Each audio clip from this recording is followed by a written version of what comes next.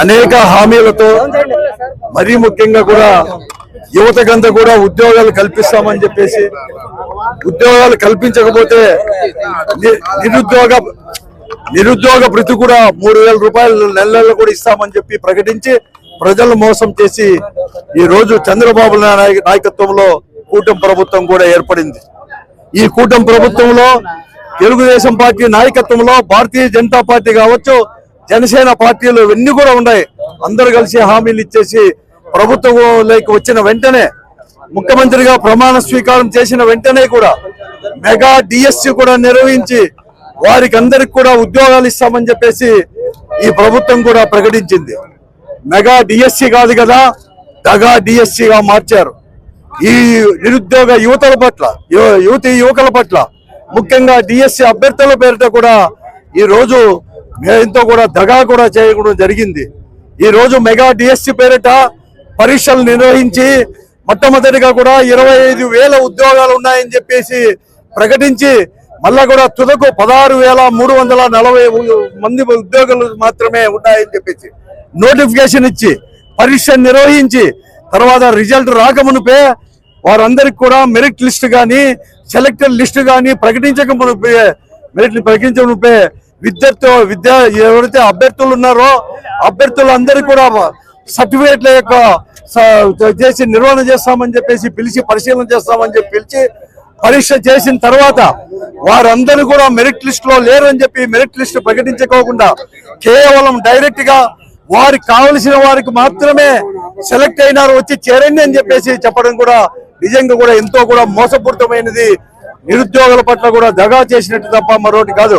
నేను అడుగుతున్నాను ఈ ప్రభుత్వాన్ని, మీకు నిజంగా కూడా నిజాయితీ అనేది కూడా ఉంటే ఈ రోజు నవీన్ అనే ఒక అభ్యర్థి, ఒక అవుట్ సోర్సింగ్ లో పనిచేసే అభ్యర్థి ఈ రోజు మొట్టమొదటిగా కూడా మెరిట్ లిస్ట్ లో మొట్టమొదటిగా కృష్ణా జిల్లాలో ఉన్నాడని చెప్పి ప్రకటించడం కూడా జరిగింది.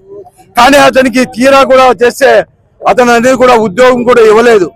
అతను ఎందుకు ఉద్యోగం ఇవ్వలేదని చెప్పి అతను కోర్టుకి ఎక్కితే ఈ రోజు ఈ రాష్ట్ర అధికారులు ముఖ్యంగా ఉద్యోగ శాఖలో ఉండే అధికారులు మంత్రితో సహా ప్రతి ఒక్కరు కూడా ఈ రోజు చెప్తున్నారు నవీన్ అతను వచ్చేసి ఇంటర్వ్యూకి కూడా అటెండ్ కాలేదని చెప్పి నేను చెప్తా ఉన్నారు. నేను ఒకటే ఈ ప్రభుత్వాన్ని అడుగుతున్నాను, నవీన్ అనేవాడు ఉద్యోగం పరీక్ష నిర్వహించినప్పుడు పరీక్ష విభాగంలోనే దాంట్లో కూడా ఒక ఉద్యోగం ఉండేది వాస్తవమా కాదా అని ఈ రోజు చెప్తా ఉన్నాను. ఈ రోజు అధికారులు ప్రకటిస్తున్నారే నవీన్ ఉద్యోగస్తుడు ఎప్పుడో 10 సంవత్సరాల కిందటో 8 సంవత్సరాల కిందటో రాజీనామా చేసినాడు. నేను అడుగుతున్నాను, ఎంక్వైరీ చేపించండి. ఈ రోజు పరీక్ష నిర్వహించినప్పుడు కూడా అతను నవీన్ అవుట్ సోర్సింగ్ ఉద్యోగస్తులుగానే ఉన్నాడు అని చెప్పి చేస్తున్నాడు. అతను అందుకోసమే కోర్టుకు కూడా వెళ్ళిన మెరిట్ లిస్ట్ లో కృష్ణా డిస్టిక్ లో నాదే మెరిట్ లిస్ట్ లో మొట్టమొదటిది అని చెప్పేసి ఈ రోజు కూడా అతను ప్రకటించి కోర్టుకు కూడా వెళ్ళాడు. అంతేకాదు ఈ రోజు అందరూ కూడా చెప్తున్నారు ఈ మెరిట్ లిస్ట్ ప్రకటించుకోకుండా మరీ ముఖ్యంగా స్పోర్ట్స్ కోటా ఇవన్నీ కూడా దాదాపుగా కూడా 15 లక్షలకు 20 లక్షలకు కూడా అమ్ముకునే వైనాన్ని ఈ రోజు ఈ రాష్ట్రంలో కూడా చూస్తున్నాం. ఆలస్యంగా కూడా ఇవన్నీ కూడా బయటికి కూడా వచ్చేసాయి, లీక్ అయినాయి. అందుకోసం ఈ రోజు నిరుద్యోగ యువతను రోడ్లపైకి వచ్చారు. వైఎస్ఆర్ కాంగ్రెస్ పార్టీ ఆధ్వర్యంలో ఈ రోజు యువజన విభాగం యొక్క ఆధ్వర్యంలో పెద్ద ఎత్తున రాష్ట్రంలో కూడా కలెక్టరేట్ ముట్టడి కూడా చేయడం కూడా జరిగింది. కలెక్టరేట్ ముట్టడి చేస్తే సరైన జవాబు చెప్పలేక ఈ రోజు బందోబస్తు కూడా పోలీసు వాళ్ళు అడ్డం పెట్టి లోపలికి కూడా వేయకుండా ఎక్కడ చూసినా కూడా ఉండేది. దాన్ని కూడా మనం అందరూ కూడా ప్రత్యక్షంగా కూడా చూస్తున్నాం. అయినా యువత అనేది కూడా ఎక్కడ లేదు. కానీ ఈ రోజు నేను అడుగుతున్నాను, ఇక్కడే కాదు ఎన్డీఏ కూటమి ప్రభుత్వం ఈ రాష్ట్రంలో ఉన్న కేంద్రంలో ఉన్నా కూడా ఎక్కడ చూసినా కూడా ఈ యువతకు కూడా మోసం చేస్తానే ఉంది. మననే జరిగిన కేంద్ర ఆధ్వర్యంలో జరిగిన నీట్ దాంట్లో కూడా లీక్ అయ్యి కూడా ఎలా కూడా దాన్ని క్యాన్సిల్ చేశారో మీకు అందరికి కూడా తెలుసు. అలాగే సిబిఎస్ఈ సిస్టమ్ కూడా ఎలా పనిచేస్తుందో కూడా ఈ రోజు కూడా తెలుసు.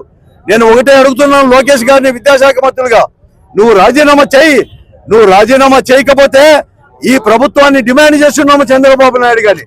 లోకేష్ విద్యాశాఖ మంత్రిని పత్రం చేసి సిబిఐ ఎంక్వైరీ చేయండి.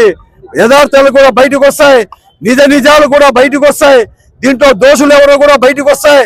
ఈ రోజు దానికి ప్రభుత్వం అనేది కూడా జవాబు చెప్పలేక అధికారుల చేత ఈ రోజు ఐఏఎస్ అధికారుల చేత కూడా పొంతన లేని సమాధానం చెప్పుకుంటూ కొందరు ఈ రోజు విలేకరులు అడిగిన దాంట్లో కూడా ఆన్సర్ చెప్పలేక ప్రశ్నలు కూడా దాటవేస్తున్న విషయాన్ని కూడా అందరూ కూడా గమనిస్తున్నారు. ఏదేమైనా కూడా మేము ఈ ప్రభుత్వము వెంటనే విద్యాశాఖ మంత్రిని బర్తరఫ్ చేసి సిబిఐ ఎంక్వైరీ చేసేంత వరకు కూడా వైఎస్ఆర్ కాంగ్రెస్ పార్టీ పోరాటం చేస్తానే ఉంటుంది. దీని అందుకు కూడా వెంటనే కూడా చేయాలని చెప్పేసి కూడా డిమాండ్ కూడా చేస్తున్నాం. ఈ రోజు ఈ విషయాన్ని ఈ ప్రభుత్వానికి స్పష్టంగా చెప్పడానికి యువజన ఆధ్వర్యంలో కూడా ఈ రోజు అంటే యూత్ వైఎస్ఆర్ కాంగ్రెస్ పార్టీ ఆధ్వర్యంలో కూడా పై కూడా మెమరాండం ఇస్తాము, వెంటనే కూడా బర్తరఫ్ చేయాలని చెప్పేసి కూడా నేను డిమాండ్ కూడా చేస్తా ఉన్నాను. లోకేష్ నైతిక బాధ్యత వహించి ప్రజాస్వామ్య పద్ధతిలో రాజీనామా చేయాలి. రాజీనామా చేయకపోతే ముఖ్యమంత్రి గారిని మేము అడుగుతా ఉన్నాము, వెంటనే అతన్ని విద్యాశాఖ మంత్రి లోకేష్ గారిని బర్తరఫ్ చేయాలి. బర్తరఫ్ చేసి సిబిఐ ఎంక్వైరీ చేయాలి. మీ ప్రభుత్వం యొక్క నిజాయితీని కూడా నిరూపించుకోవాలి. లేకుంటే మీరు శిక్ష అనేది కూడా మీరు వేసుకోవాలి, లేకుంటే ప్రజలు చేస్తారు. ఇంతేకాదు ఆ రోజు జగన్మోహన్ రెడ్డి గారు ముఖ్యమంత్రిగా ఉన్నప్పుడు కొన్ని లక్షల మందికి ఒక నెలలోనే 30 రోజుల లోపల పరీక్షలు నిర్వహించి నిజాయితీగా నిర్భయంగా చేసి నిష్పక్షపాతం కూడా సెలెక్ట్ చేశాం. దాదాపుగా సచివాలయ ఉద్యోగస్తుల్ని 1,25,000 పైబడి కూడా మేము కూడా ఉద్యోగాలు ఇవ్వడం జరిగింది. అనేక కాంట్రాక్ట్ ఉద్యోగస్తులకు కూడా ఇవ్వడం జరిగింది. 44,000 మందికి కొత్త వారికి అవుట్ సోర్సింగ్ ఉద్యోగాలు కూడా ఇవ్వడం జరిగింది. ఎక్కడ కానీ అవినీతి ఆరోపణలు అనేది కూడా ఎక్కడ రాలేదు. నిష్పక్షపాతంగా నిజాయితీగా ఎవరు సెలక్షన్ ఎవరైతే మెరిట్ లిస్ట్ ఉన్నారో ప్రకటించి చేసిన వైనాన్ని ఆ రోజు కూడా మెరిట్ లిస్ట్ కూడా ప్రకటించేశాం. కానీ ఈ రోజు అటువంటిది ఎక్కడ లేదు.